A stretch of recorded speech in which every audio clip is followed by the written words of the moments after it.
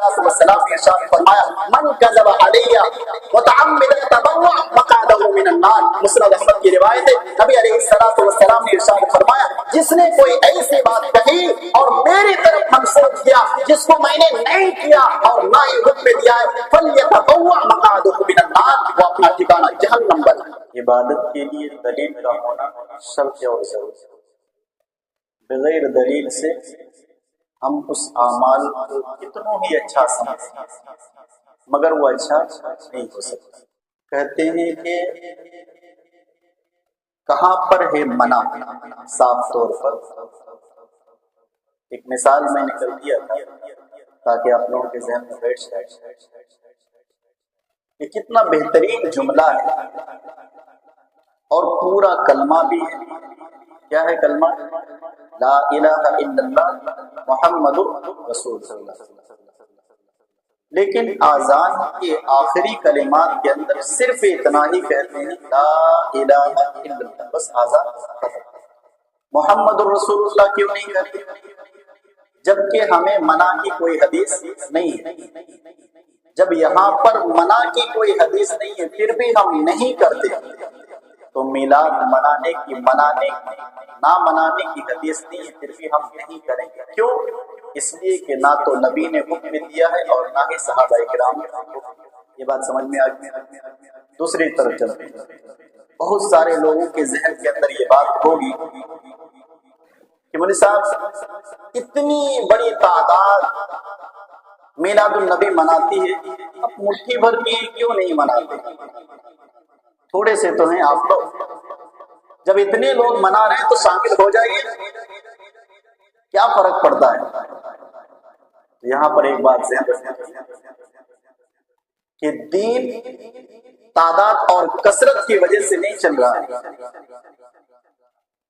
دین کے اندر تعداد اور کثرت چلتی ہی نہیں، شریعت چلتی ہے تو دلائل سے چلتی ہے۔ اگر دلیل ہے تو ٹھیک ہے، اگر دلیل نہیں ہے تو پھر وہ کام بیکار۔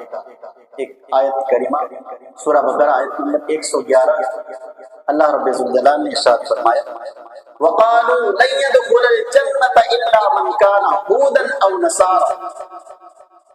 یہودیوں کی ایک بات کو اللہ تبارک و تعالیٰ نے قرآن مجید کے اندر ریکارڈ کیا ہے، وَقَالُوا لَن يَدْخُلَ الْجَنَّةَ إِلَّا مَنْ كَانَ هُودًا أَوْ نَصَارَىٰ۔ وہ کہتے ہیں کیا کہ کوئی بھی جنت کے اندر ہرگز داخل نہیں ہوگا الا من کان هودا او نصارا، سوائے یہود اور نصارہ کے۔ یہود نصارہ کیا کہتے ہیں کہ جنت کے اندر ہمارے علاوہ کوئی داخل ہو ہی نہیں سکتا ہے۔ تلک امانیہم، اللہ تبارک و تعالیٰ نے فرمایا کہ ان کی آرزویں ہیں، ان کی تمنا ہے، ان کی خواہش ہے، ان کی آرزو ہے، وہ بات یہ نکال رہے ہیں کہ ہمارے علاوہ کوئی جنت کے اندر داخل ہو ہی نہیں سکتا ہے۔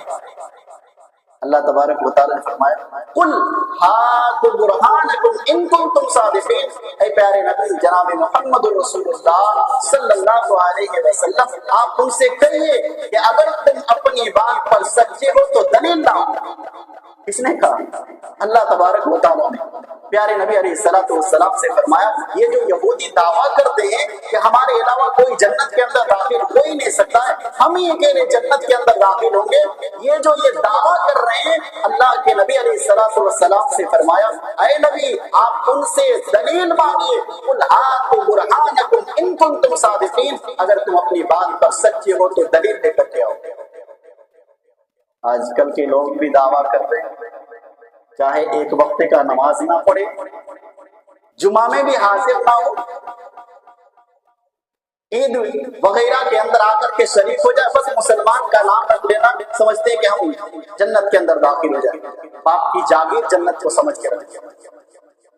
ارے یہ یہودیوں کا قول ہے، یہودیوں کا طریقہ ہے، یہود و نصارہ کی یہ خصلت عادت ہے کہ وہ اپنے آپ کو جنتی تصور کرتے ہیں، عمل کے میدان میں ذرہ برابر بھی نہیں، ہم جنت کے اندر سب سے آگے ہوں گے۔ نہیں میرے بھائی، بغیر عمل صالح کے جنت آپ کو مل ہی نہیں سکتی، اور عمل صالح کے لیے کتاب اللہ اور سنت رسول کے طریقے پر اپنے آپ کو ڈھالنا پڑے۔ ایک عالم کی میں تقریر سن رہا تھا. اب عالم کہوں یا جاہل کہوں، ان کی بات سے آپ اندازہ لگائیے. کیا کہا کہ وہاں بھی اگر مسجد میں مرے یا حج کرتے ہوئے مرے یا کعبے کا طواف کرتے ہوئے مرے وہ جہنمی ہے. اور دوسرا جملہ انہوں نے استعمال کیا کہ اگر سنی طوائف کے اڈے پر رنڈی کھانے کے اندر مرے تو وہ جنت. آپ اندازہ خود ہی لگائیے کہ عالم ہے کہ جاہل. جبکہ بخاری کے الفاظ ہیں، پیارے نبی جناب محمد رسول اللہ صلی اللہ علیہ وسلم نے ارشاد فرمایا الاعمال بالخواتم، عمل کا دار و مدار خاتمے پر ہے. کس طرح سے تمہاری موت ہو رہی ہے وہ اللہ تبارک و تعالیٰ دیکھ رہا ہے. اور یہ ڈھونگی کہ طواف کرتے ہوئے مرے پھر بھی جہنم، اور رنڈے کھانے میں ایک آدمی مرے تب وہ جنتی. جبکہ پیارے نبی جناب محمد رسول اللہ صلی اللہ علیہ وسلم نے ارشاد فرمایا ایک زانی جب زنا کرتا ہے اس وقت سے وہ مومن ہو ہی نہیں سکتا ہے، اس کے دل سے ایمان نکل جاتا ہے. زانی جب زنا کرتا ہے اس وقت سے وہ مومن نہیں ہو سکتا ہے، اور ایسے آدمی کو جنتی کہتے ہیں. استغفر اللہ یہ من کل ذنب. اللہ تبارک و تعالیٰ نے یہ عادت اور یہ خصلت جو یہ دعویٰ کرتے ہیں کہ ہم جنتی ہم جنتی ہم جنتی، ارے یہ یہود و نصارہ کے. اللہ تبارک و تعالیٰ نے فرمایا وقالوا لن يدخل الجنة الا من كان هودا او نصارى. یہود اور نصارہ یہ سوچتے ہیں کہ ہمارے علاوہ کوئی جنت کے اندر داخل نہیں ہو سکتے. اللہ تبارک و تعالیٰ نے فرمایا قل هاتوا برهانكم ان كنتم صادقين. اے نبی آپ ان سے کہیے کہ اگر تمہاری اس بات میں اگر تم سچے ہو تو دلیل لے کر کے آؤ. ہم کہتے ہیں کہ اگر عید میلاد منانا صحیح ہے تو ایسی دلیل لاؤ جس پر کسی نے اعتراض نہ کیا. اگر سچے ہیں آپ کہ عید میلاد منانا نبی کی سنت سے ثابت ہے، نہ صحابہ کرام سے ثابت ہے، اللہ کے نبی علیہ الصلوۃ والسلام نے حکم دیا ہے، تو لائیے قل ہاتوا برہانکم، اور ایسی دلیل لائیے جس کا حکم نبی نے دیا ہو اور صحابہ کرام نے کر کے امت کو بتایا. یہ ٹال مٹول والا دلیل نہیں چلے گی.